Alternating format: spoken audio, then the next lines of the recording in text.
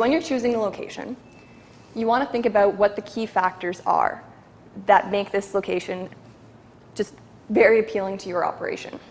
So whether it's ingress and egress, perhaps it's located right next to a main highway or main thoroughfare in town. Are there neighboring tenants that you think will be a big draw for potential clientele? Maybe you like the walk-through traffic, or maybe there's a large department store that's located in the same parking lot.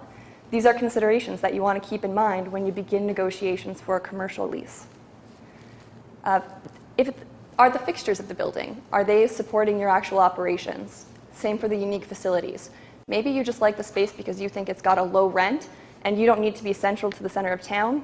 You just want to make sure that that rent is going to stay low for the foreseeable future. All key items to keep in mind when you're negotiating the provisions of your lease.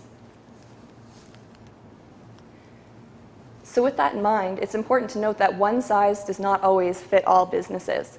And when a tenant approaches a commercial landlord, usually the landlord will have a standard form of lease. And these are documents that landlords have crafted with their own legal representation. And they're great documents to start from, but it's important to note that they didn't know who the tenant was at the time that this document was drafted. They tried to draft it with as many broad provisions as possible to make sure that they know what their obligations are to their tenants. So never sign this standard form lease before you've reviewed it fully, before you understand the impacts that it could have on your actual business operations.